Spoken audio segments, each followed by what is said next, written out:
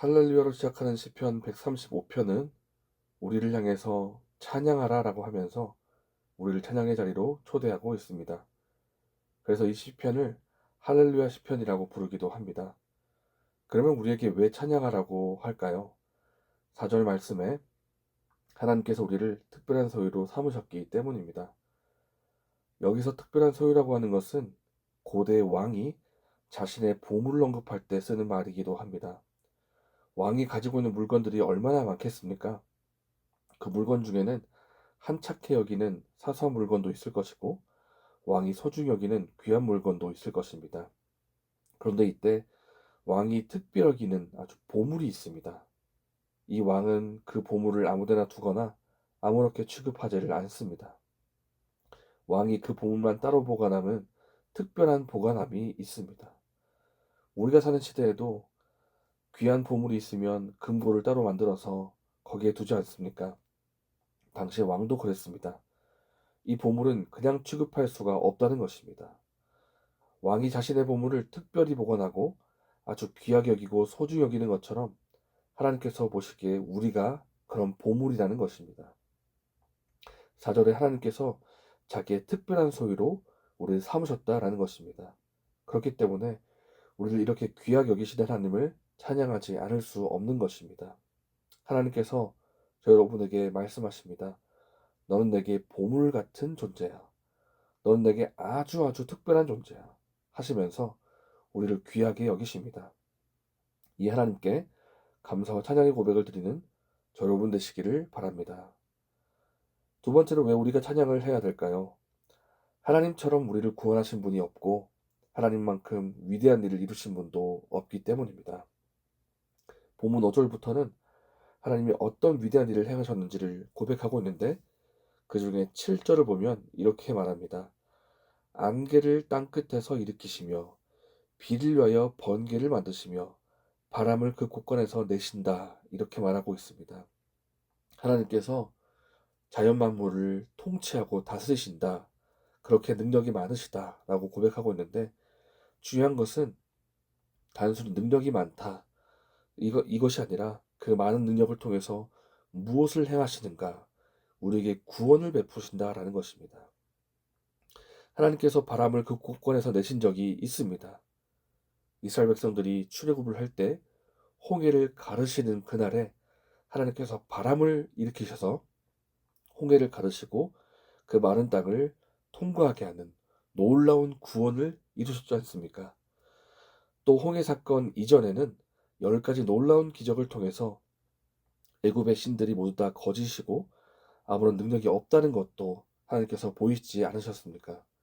그러니까 하나님처럼 우리를 구원하신 분이 없다는 것입니다. 하나님만큼 위대한 분이 없다는 것입니다. 오직 하나님만이 참 신이시고 우리에게 구원을 베푸시는 전능자이십니다. 그렇기 때문에 우리에게 찬양할 이유가 있는 것입니다. 15절부터 18절까지는 우상이 얼마나 헛된 것인지를 말씀하고 있습니다. 15절에 열국의 우상은 은금이요 사람의 손으로 만든 것이라.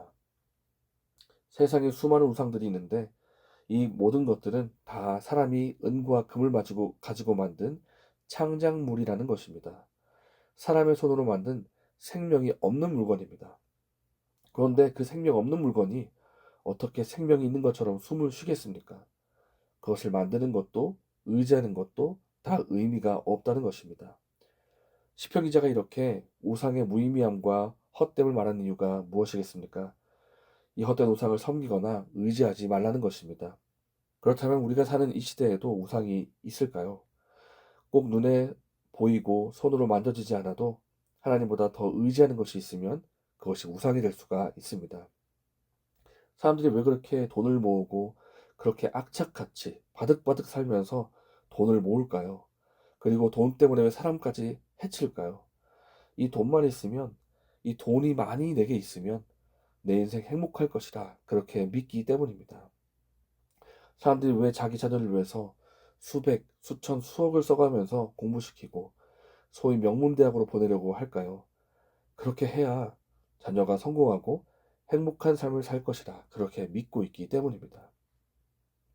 우리 주변에 그 무엇이라고 할지라도 하나님보다 더 의지하고 있는 것이 있다면 그것이 내 마음의 우상이 될 수가 있는 것입니다. 그러나 오늘 시편 기자가 말합니다.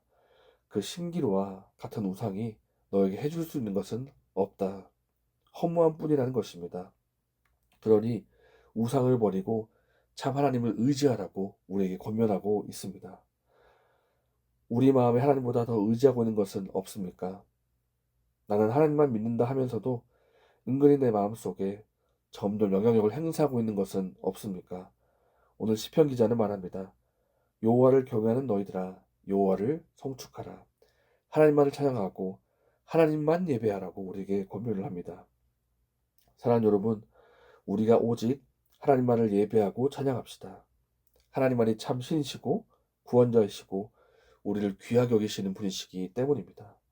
다른 모든 것을 내려놓고 오직 하나님만을 찬양하고 예배하는 하나님만을 섬기는 여러분 되시기를 예수님의 이름으로 축복합니다. 아멘. 이 시간 말씀을 생각하면서 이렇게 기도하겠습니다. 하나님, 제가 오직 하나님 한 분만 섬기게 하여 주시옵소서.